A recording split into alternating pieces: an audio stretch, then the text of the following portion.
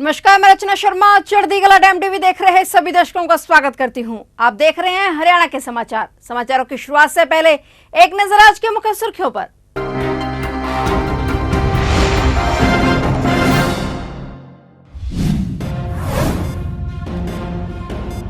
करनाल से शुरू हुई साइक्लोथॉन रैली, साइकिल पर सवार होकर पहुंचे सीएम मनोहर लाल।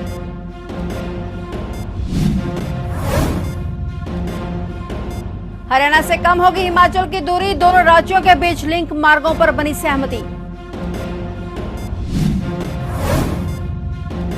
8,000 की रिश्वत लेते पटवारी सहायक काबू, इंतकाल के नाम चुराने के लिए मांगे थे रुपए।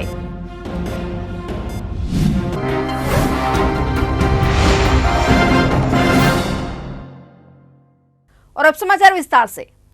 प्रदेश के मुख्यमंत्री मनोहर लाल ने करनाल के एनडीआरआई चौक से साइक्लोथॉन साइकिल यात्रा को हरी झंडी दी। इस दौरान मुख्यमंत्री मनोहर लाल कार्यक्रम स्थल से पीडब्ल्यूडी रेस्ट हाउस तक साइकिल चलाते हुए पहुंचे। यहां उन्होंने ऐलान किया कि अब से करनाल में हर मंगलवार कार फ्री डे रहेगा और सभी सरकारी अधिकारी भी अब हर मंगलवार को साइकिल पर ही यात्रा करेंगे। मुख्यमंत्री मनोहर लाल ने कहा कि वे स्वयं भी अगर करनाल आएंगे तो मंगलवार को साइकिल से ही यात्रा करेंगे। इसकी व्यवस्था को लेकर डीसी को निर्देश जारी कर दिए हैं। साइक्लोथॉन यात्रा में भाजपा संगठन के पदाधिकारियों के साथ साथ होमगार्ड भी मौजूद रहे। 25 सितंबर तक यह साइकिल यात्रा प्रदेश के 22 जिलों को कवर करने के बाद करनाल पहुंचेगी। उस दिन मुख्यमंत्री मनोहर लाल इस यात्रा का समापन करनाल में ही करेंगे। उन्होंने कहा कि इस यात्रा का मुख्य उद्देश्य युवाओं को नशे से दूर रहने का संदेश देने का है। देखिए, बहुत ही आज एक प्रसन्नता का विषय है कि लगभग 15,000 करनाल जिले के जो युवा हैं उन्होंने आज ड्रग फ्री हरियाणा के संकल्प को लेते हुए साइकिल यात्रा साइक्लोथॉन इस नाम से वो शुरू की है और ये यात्रा आज सायंकाल तक पानीपत पहुंचेगी और लगातार सभी 22 जिलों में होते हुए 25 सितंबर को वापस करनाल इसका समापन होगा। और एक जन जागरण का एक अभिनव एक कार्यक्रम हम कर रहे हैं ताकि हमारे प्रदेश का युवा वो इससे बचे, युवाओं की ऊर्जा प्रदेश के निर्माण में ये लगे। तो इसलिए अच्छे कार्यक्रम की मैं सभी युवाओं को शुभकामनाएं और बधाई देता हूँ। वन नेशन वन इलेक्शन की बात आ रही है, इसको क्या है देखते हैं? देखिए, ये क्योंकि केंद्र का कार्यक्रम है, लोकसभा दोबारा से 18 सितंबर से शुरू हो रही है। अब लोकसभा में क्या क्या आएंगे प्रस्ताव तो फिर लोकसभा के अंदर ही पता लगेगा, उससे पहले कुछ नहीं आएगा। राहुल करनाल मंगलवार को कार फ्री करने की बात कही है सर। डिप्टी कमिश्नर को हमने कह दिया है कि उसका एक अरेंजमेंट करेंगे कि कारें मंगलवार के दिन सड़कों पर कम से कम आए। कुछ एरिया ऐसा भी तय करें जिसमें कार फ्री रहे ताकि लोगों को अभ्यास बने साइकिल पर चलने का, पर्यावरण के नाते से सुविधा मिले, शहर के लोगों का जीवन ठीक हो और जो पार्किंग की समस्याएं हैं, ट्रैफिक जाम की समस्याएं हैं वो समाप्त हों। हरियाणा और हिमाचल प्रदेश के बीच दूरियां कम होंगी। इसके लिए दोनों राज्यों ने मुख्य मार्गों के अलावा दोनों राज्यों को जोड़ने वाले लिंक मार्गों को बनाने पर भी काम शुरू कर दिया है। इस काम को अमली जामा पहनाने के लिए हिमाचल और हरियाणा के मुख्य सचिव मीटिंग भी कर चुके हैं। मीटिंग में तय किया गया है कि लिंक मार्गों को आवागमन के लिए दुरुस्त किया जाएगा। हरियाणा में पड़ने वाले 3 लिंक मार्ग की मुरम्मत का कार्य जल्द ही किया जाएगा। इन मार्गों से दूरियां कम होने के साथ ही लोगों के समय की भी बचत होगी। दोनों राज्यों के सीएम मनोहर लाल और सुखविंदर सिंह सुक्खू भी जल्द ही अन्य मुद्दों को लेकर मीटिंग करेंगे। भाजपा हरियाणा मामलों के प्रभारी एवं त्रिपुरा के पूर्व मुख्यमंत्री विप्लव कुमार देव ने कहा कि जहां चैलेंज है वहां जीत है। सकारात्मक सोच और कड़ी मेहनत के साथ आगे बढ़ने से कामयाबी निश्चित है। भाजपा कभी गरीबों और मजदूरों को धोखा नहीं देती। उसकी कथनी और करनी में अंतर नहीं है। विमुक्त और घुमंतु जनजाति के लोगों का जीवन स्तर सुधारने के लिए केंद्र और राज्य सरकार ने कई योजनाएं शुरू की हैं। प्रभारी विप्लव कुमार देव डॉक्टर मंगल सेन ऑडिटोरियम में अखिल भारतीय विमुक्ति एवं घुमंतु जनजाति वेलफेयर संघ की ओर से आयोजित 72वें मुक्ति दिवस पर आयोजित कार्यक्रम में बतौर मुख्य अतिथि बोल रहे थे। जी, करनाल में जो डीएनटी जो 27 बिरादरी के हमारे घुमंतु जाति है, इन सभी को लेके एक सांगठनिक कार्यक्रम रखा गया है और इनके सुख दुख और आगे के भविष्य को लेके बहुत सारी समस्या भी है और बहुत सारी समस्या समाधान भी हो चुकी है। माननीय प्रधानमंत्री जी के नेतृत्व में सरकार आने के बाद मैंने अपने भाषण में बताया भी है। तो स्वाभाविक तौर पे इनकी जो समस्या है उनको समाधान करना है, इनके जीवन शैली को सुंदर बनाना है, आगे निकाल के जाना है। मैंने अभी हरियाणा सिविल सर्विस में जो जो अधिकारी अभी सिलेक्ट हुआ है, एक नौजवान को मैंने पुरस्कृत किया है, मेरे हाथों द्वारा हुआ है। मैं सौभाग्यवान हूँ, मुझे ये मौका मिला है। तो इसलिए माननीय प्रधानमंत्री जी के नेतृत्व में उनके भरोसा है, विश्वास है, और जितना जल्दी इनके जीवन को सुंदर बनाने के लिए जो जो सुविधा है देनी चाहिए, हम लोगों ने उस दिशा में काम करना शुरू किया है। और मेरा विश्वास है बहुत कम समय में ये सब समाधान हो जाएगी, और सबको साथ लेके चलना, एक ही दिशा में लेके चलना, यही मोदी जी के मंत्र है। इस मंत्र के साथ इनके जो मन में एक विश्वास है मोदी जी के ऊपर, भारतीय जनता पार्टी के ऊपर, निश्चित वो साकार होगा, ऐसा मैं मानता हूँ। स्टेट विजिलेंस ब्यूरो यमुनानगर लगातार रिश्वत लेने वालों पर शिकंजा खींचे हुए हैं। यमुनानगर में आज पटवारी के असिस्टेंट को विजिलेंस की टीम ने 8,000 की रिश्वत लेते रंगे हाथों गिरफ्तार कर लिया है। असिस्टेंट ने फर्द में नाम चुराने के लिए 10,000 रुपए की मांग की थी, जिसके चलते 2,000 पहले ले लिए और 8,000 विजिलेंस के सामने लिए, तो विजिलेंस ने मौके पर पटवारी के असिस्टेंट को गिरफ्तार कर लिया। हरीश बोड़ा ने हमें कंप्लेंट दी थी कि उसका एक प्लॉट लिया था, उस प्लॉट का जो जमानत बंदी थी उसमें उसका नाम नहीं था। उस संबंध में उसने लोन अपने लड़के को बाहर भेजने के लिए लोन लेना था। उससे पटवारी ने फिर उसके साथ 10,000 रुपए में सेटिंग 2,000 पहले ले लिए और आज 8,000 रुपए लेते उसके असिस्टेंट को रंगे हाथों गिरफ्तार किया है। तो असिस्टेंट ने क्या बताया, पैसा क्यों लिए?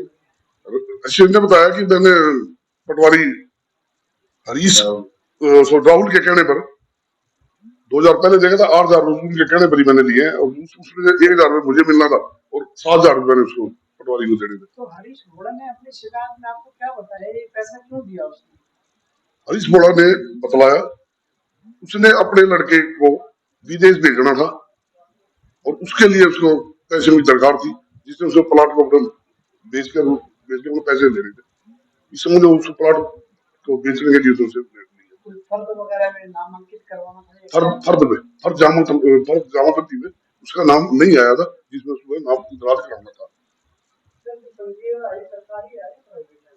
कौन? तो ये प्राइवेट वो है, उसका असिस्टेंट है जी पटवारी का। घरौंडा में नेशनल हाईवे पर सिलेंडर से भरे कैंटर की ट्रक से टक्कर हो गई। हादसे में कैंटर चालक की मौत हो गई।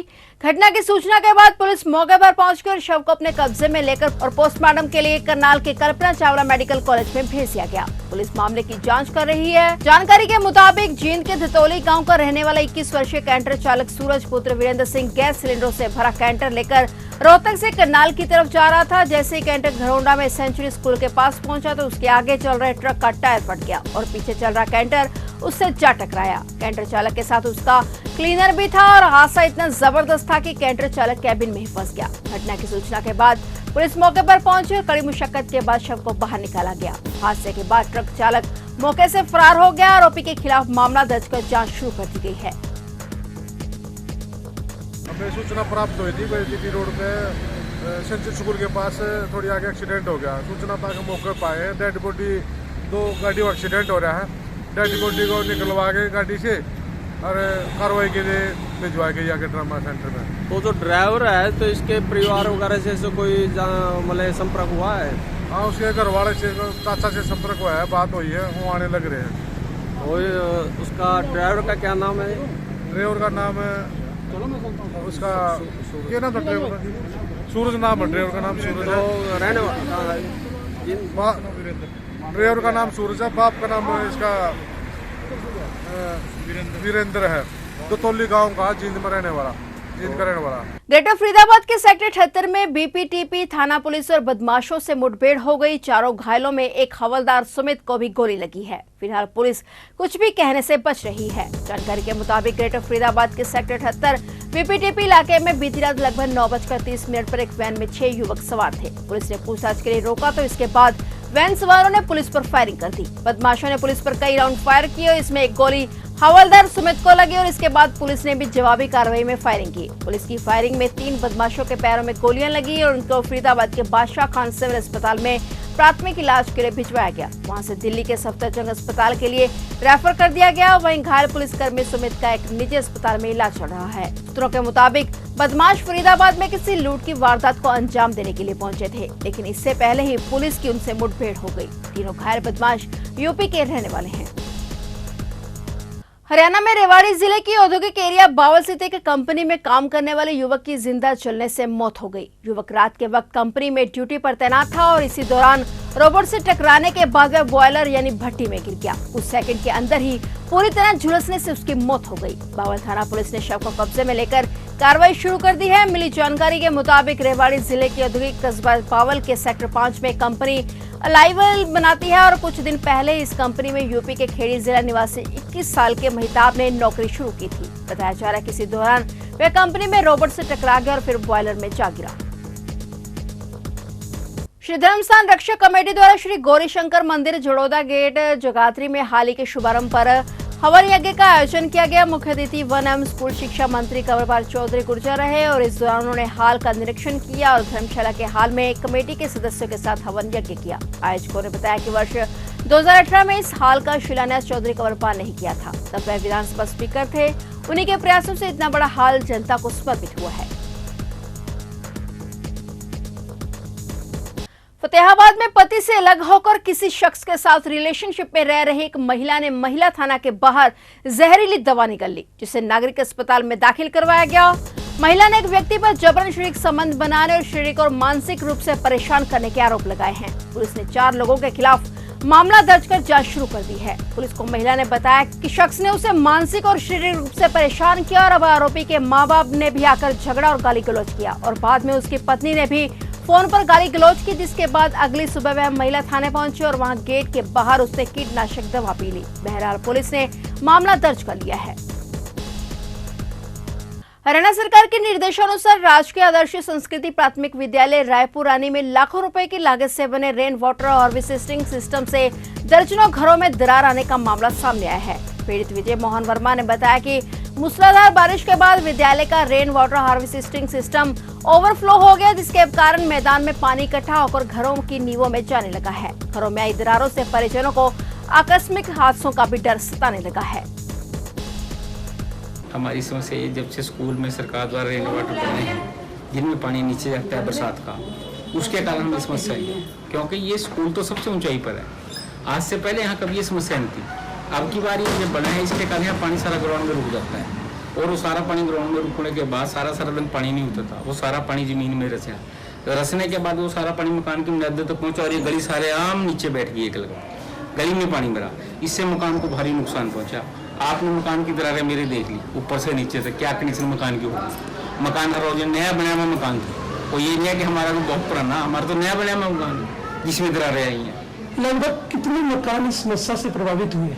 इस समस्या के मकान तो जितने भी आसपास के सबको नुकसान पहुंचेगा। तो जिला, क्या आप इस समस्या को लेकर किसी जिला प्रशासनिक अधिकारी या राजनेता से मिले? हाँ, मैं राजनेता शिक्षा मंत्री महोदय से मिल चुका हूँ।